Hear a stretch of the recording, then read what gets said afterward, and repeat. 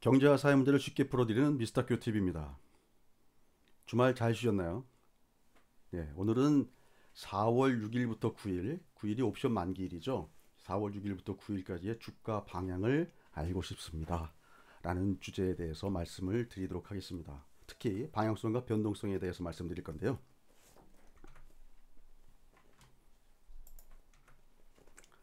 우선 지난번 영상에서 말씀드렸던 우리 일상으로 복귀하기 위한 조건들이 있었죠. 일단 확진자 증가세가 일단 현저하게 떨어져야 되고, 두 번째, 필수적으로 백신은 지금 당장 어렵지만 치료제가 확보되어야만 일상으로 돌아갈 수 있는 조건이 확보가 되는 것이다 라고 말씀을 드렸습니다. 근데 지금 현재 두 가지 지금 조건이 아직 만족 안 되고 있죠. 예. 지난주에 있었던 증시의 키워드에 대해서 잠깐 점검을 하고 다음 얘기로 넘어가도록 하겠습니다. 아직 미국과 일본 등 확진자가 계속 증가가 되고 있는 상황이고요. 그다음에 4월 3일 날 종료가 된 렘데스비르 중국 임상 결과가 아직 안 나오고 있죠. 예. 뭐 데이터 수집하고 뭐 분석하고 하는데 시간이 걸리겠죠. 어쨌든 그 일상으로 복귀하기 전까지는 일단 실물 집체가 지속될 것이라고 예상을 하고 있습니다. 그 다음에 원유 감산 이슈가 있었습니다. 일단 1000만에서 1500만 배럴 감산 논의가 있었고요. 월요일 날 4월 6일 날 오펙 플러스에서 화상 회의를 한다고 하거든요. 여기서 아마 논의가 이루어질 것 같고, 좋은 뉴스들도 주말에 많이 있었습니다. 자, 원유 시장에 대해서 간단하게 좀 한번 짚어보고 넘어가면은요. 하루 총 생산량이 약 한 1억 배럴 정도 된다고 하거든요. 그 중에 이번에 수요가 감소된 양이 약 한 1,500에서 2,500만 배럴 정도 된다고 예상을 하고 있습니다. 그래서 지금 어찌 보면 1,000만에서 1,500만 배럴 감산 가지고는 그 뭐랄까 약간 좀 부족한 느낌이 나죠. 그래서 4월 6일 화상회의 때 뭐 1,500만 배럴 넘어서 2,000만 배럴 정도의 뭐 감산 논의가, 감산이 지금 당장 이루어지는 건 아니지만 감산 논의가 나온다고 하면 일단 원유 시장이 안정된 것을 뛰어넘어 가지고 뭐 30불을 넘기는 그런 그 강세 흐름도 나올 수 있다라고 보고 있습니다. 그리고 지난 그 금요일, 목요일, 금요일 미국에서 고용 지표라든지 각종 경제 지표들이 발표가 됐는데요. 지금 일상으로 돌아가지 못하고 이렇게 통제되고 있는 상황에서는 이런 경제 지표가 사실은 그 단기 변동성 요인으로밖에 작용을 못합니다. 조, 데이터가 좋게 나오면 이상하다고 생각하고요. 데이터가 안 좋게 나오면 안 좋을 만 해서 안 좋게 나왔다라고 받아들이는 경향이 있거든요. 그래서 지금은 발표되는 경제 지표들이 우리가 그 일상으로 복귀되기 전까지는 그냥 단기 변동성 요인으로, 이게 어쨌든 추세를 바꾸는 어떤 그런 요인으로 보기는 어려울 것 같고요. 변동성 요인으로만 생각을 해야 될 것 같습니다. 그래서 뭐 이상 뭐 종합해 보면 금주도 그냥 방향성을 탐색하는 한 주가 될 것 같고요. 단 여러 가지 요인들 때문에 변동성은 클 것으로 예상이 됩니다. 다음 얘기로 넘어가겠습니다. 다음 얘기로 넘어가기 전에 일단 저에 대한 어떤 간단한 소개를 좀 드리는 게 나을 것 같은데요. 저는 그 뭐 제도권 금융사, 그러니까 뭐 증권, 그다음에 선물, 그다음에 CRC 구조조정 전문회사 등에서 일을 했었고요. 어, 제가 어쨌든 이론적인 백그라운드는 경제 경영, 그리고 통계, 그러니까 데이터 분석 쪽이 제 어떤 이론적 백그라운드입니다. 그래서 이를 기반으로 해서 분석 드리려고 하는 것이니까 뭐 그냥 뜬구름 잡는 소리 한다 이렇게 생각하지 마시고 좀 귀담아 들으셨으면 좋겠습니다. 이게 다 돈이 될 수 있는 얘기가 될 수 있으니까요. 자, 제가 화살표로 방향성이라는 건 말씀을 드렸습니다. 제가 4월 9일 옵션 만기를 아까 말씀드렸죠. 어려운 얘기일 수도 있는데 파생하시는 분들은 아주 쉬운 얘기입니다. 근데 파생을 모르시는 분들도 그냥 듣고만 계시고 나중에 결론 부분만 생각하시면 됩니다. 뭐 어려운 얘기는 아니니까요. 자, 이번 4월물은 개인들이 이 방향성에 베팅을 했습니다. 외국인은요, 이 변동성에 베팅을 했습니다.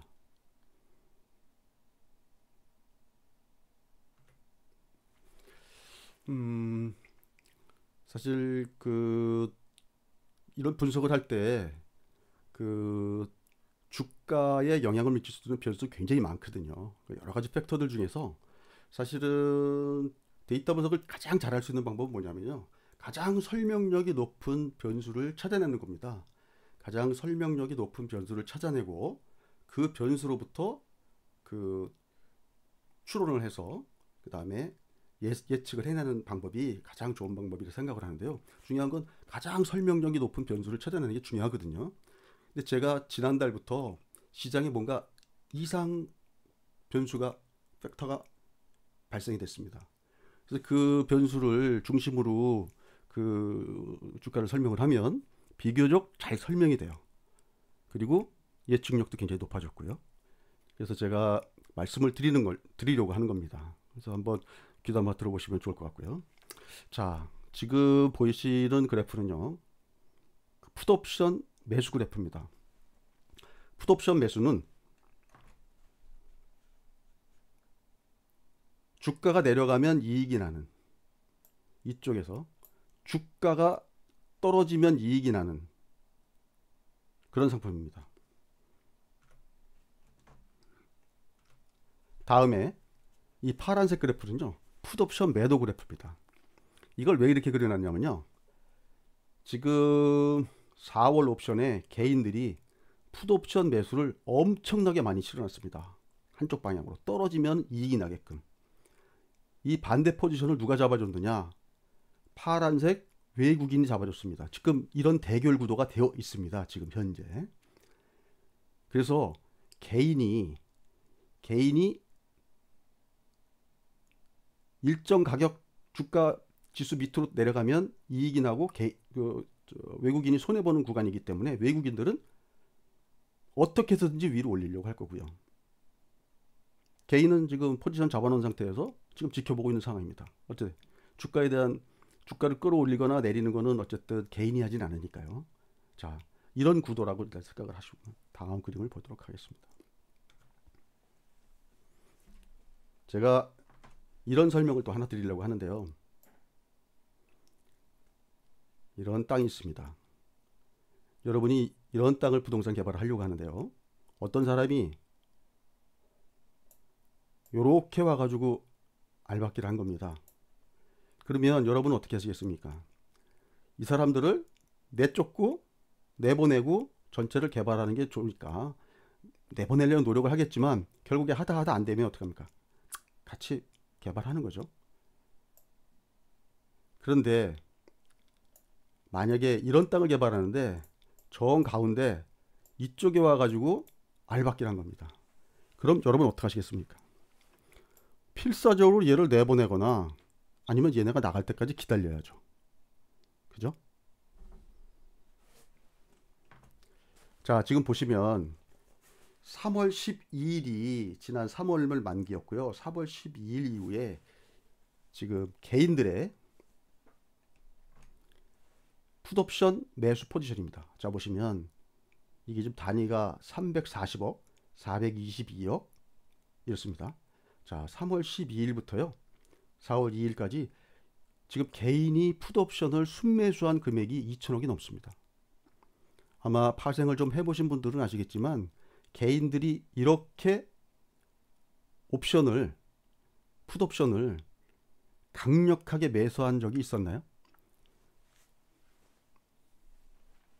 별로 보기 힘든 현상입니다. 개인들 같은 경우에는요, 거의 이 배팅 금액이 투기 포지션입니다.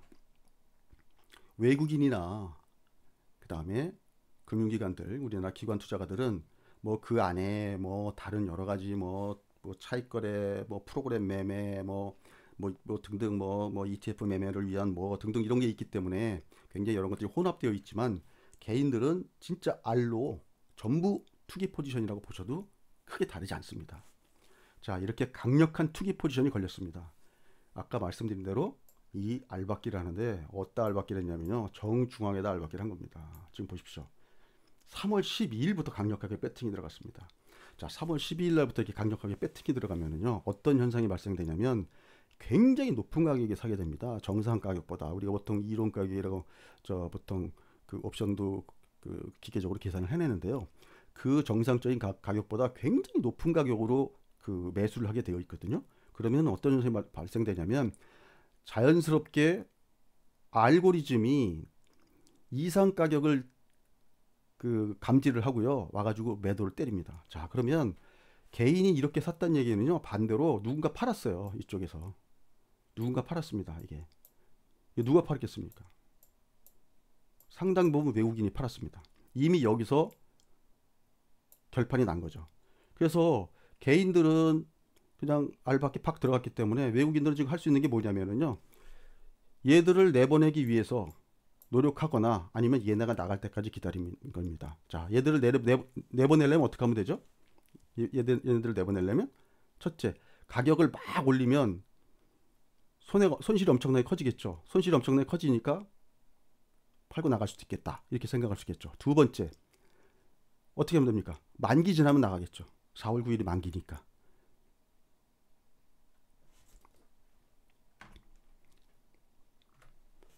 요거는 바로 전달입니다. 바로 전달. 3월 12일 날 만기였었다 그랬죠. 바로 전달은 사뭇 다르죠? 왜 다르냐? 강력하게 매수 들어온 게 367억, 157억, 280억 이렇게 매수 들어온 날이 어떻습니까? 처음에 옵션 개시를 하고 나서 개시하고 나서 한참 있다 들어왔죠. 이때는 아까 말씀드린 대로 알박기를 하는데 이렇게 알박기를 한 케이스입니다. 그래서 어떻게 하겠습니까? 외국인들이 야, 얘들을 내보내려고 노력을 하겠지만 내보내려고 했는데 안 되니까 그냥 같이 개발한 케이스가 됩니다. 요 상황을 한번 그래프를 한번 보시면서 보면 아주 이해하시기가 쉬울 것 같은데요. 자, 보시면 개인들은 여기 지금 바로 이제 이번 4월 9일 날 만기 들어오는 것들입니다. 개인들은 여기 보시면 이게 손익 그래프인데요. 224포인트 밑으로 내려가면 이익이 나고요.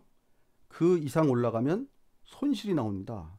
자, 여기서 190포인트가 가면은 3천억 이상이 남는 거고요. 3천억입니다. 단위가. 그 다음에 240 정도 가면은 한 600억, 250 언저리 가면은 한 1000억 정도 손실이 나는 그런 포지션입니다. 외국인 어떻습니까? 약 한 218포인트 정도가 그 손익분기점이고요. 여기서 내려가면 손실이 커지죠. 여기까지 가면 4천억 손실이 나죠.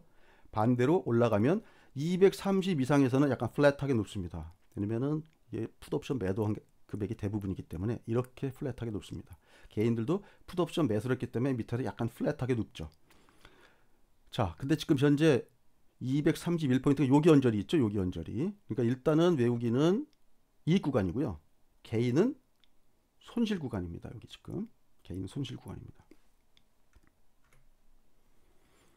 이게 지금 3월 12일부터 아까 말 3월 12일부터 그 코스피 선물 60분봉 차트입니다. 자, 보시면 처음에 3월 만기 후에 주가가 폭락을 했습니다. 주가 폭락했다가 반등 나오고 다시 한번 일봉으로 보면은 쌍바닥이겠죠. 쌍바닥 찍고 다시 반등이 나옵니다. 자, 보십시오. 다시 반등이 나오는 시기가 24일 날 세게 반등이 나왔죠. 24일 날, 25일 날, 26일 날까지. 자, 이때 이후로는 자, 223, 4, 234 요 밑으로 잘 안 내려가는 경향이 있죠. 내려오기만 하면 올라가고 내려오기만 하면 올라가고. 자, 어디서 많이 들어본 지수대 아닙니까? 224포인트. 제가 전번 동영상에서도 224포인트 말씀을 드렸었죠. 지금도 보시면 224포인트만 되면 거기서 살짝 밑으로 내려오기도 했지만 들어올리는 그런 구조입니다. 개인의 손익분기점이 바로 이곳이거든요. 예. 자, 그러면 24일부터 올라올 요 시기에 무슨 일이 있었느냐? 얘들은 도대체 주가가 올라올 때 어떻게 주가를 올렸느냐? 이건 삼성전자 외인 매매 동향입니다. 지금 말씀드린 3월 24일 날 보시면 쭉 외국인 순매도가 나오다가요. 갑자기 이때 291만 주 순매수가 들어옵니다. 그 다음에 다음 날은 다시 또 272만 주 매도가 들어왔지만 그 다음 날 보면 3월 26일 날 또 55만 주 매도. 이게 쭉 다시 또 매도가 나오다가요. 지난 금요일 날 19,000주 순매수가 나옵니다. 지난 금요일 날도 좀 이상했죠.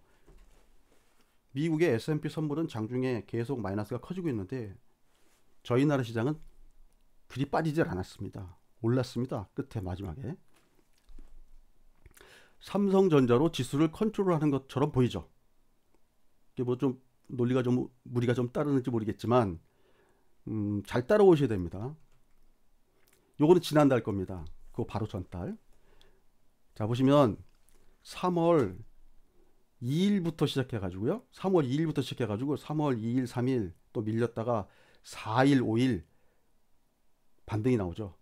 근데 중요한 건 여기서 우리 그 풋옵션 베팅을 한 자금이 털리지 않았어요. 결국에는 이 마지막까지 제가 대충 추론컨대 한 2천억 정도 그 매매 차익이 생기지 않았을까라고 이렇게 좀 추정을 합니다. 어쨌거나 이때도 보면 3월 4일 날 삼성전자 외국인 매수가 강력하게 들어왔습니다. 그러니까 외국인들은 지금 보시면 그 파생과 관련해 가지고 굉장히 나름대로는 생각을 많이 하고 매매를 하고 있고요. 그 도구로서 일단 삼성전자를 활용하고 있다고 지금 그 생각할 수가 있죠. 자, 그런 삼성전자가 화요일 날 7일 날 잠정 실적을 발표합니다. 그래서 일단 영업이익은 컨센서스가 6조 원 정도 뭐 얘기가 나오고 있는 것 같고요. 이 6조 원은 2019년 1분기가 6.23조입니다. 6.23조 원. 여기를 저점으로 해서 쭉 반등이 나오다가 다시 이제 우리 지금 2020년 1분기 예상 영업이익이 좀 낮게 나오는 건데요. 저게 6조 원 나오거나 6조 원 조금 뭐 미달돼서 나온다고 하더라도 시장에서는 아니 뭐 그 정도면 뭐 지금 상황에서 선방한 거다라고 평가할 수도 있고요. 그래서 제가 보기에는 그렇게 악재로 작용할 것 같지는 않거든요. 일부 6조 원을 미스한다고 하더라도. 그리고 또 9일에는 뭐가 있냐면요. 증권시장 안정펀드가 펀드 운용을 개시한다고 합니다. 일단은 또 한 번 버팀목이 생긴 거죠. 또 하나의 버팀목이. 그래서 지금 첫날 운용 그 규모는 어느 정도가 될지 모르겠지만 일단 어쨌든 9일날 그 운용을 시작할 계획이라고 하니까요. 일단 9일날은 왜 9일날로 정해진지 모르겠지만 그런 과거의 트라우마가 있거든요. 뭐 옵션 만기일날 외국인들이 대량 매도가 나가지고 주가가 폭락했던 그런 경험이 있어서 아마 그날 바치고자 하는 것 같은데 제가 보기에는 그 외국인들이 아까도 보셔서지겠지만 9일날 굳이 선물을 주가를 밀어야 될 이유가 없죠. 근데 뭐 2중 3중으로 지금 일단 그 뭐랄까 그 지지대가 생긴 겁니다. 자, 지금 뭐 여러 가지 말씀을 좀 드렸는데요. 일단 4월 9일 옵션 만기 전에 변동 요인은 뭐 여러 개 있습니다. 아까 처음에 말씀드렸던 뭐 유가 관련해 가지고요. 월요일 날 그 오펙 플러스 화상회의가 있고요. 그 다음에 실제로 발표가 될지 안 될지 모르지만 렘데시비르에 대한 임상 결과에 대한 루머가 나올 수도 있고요.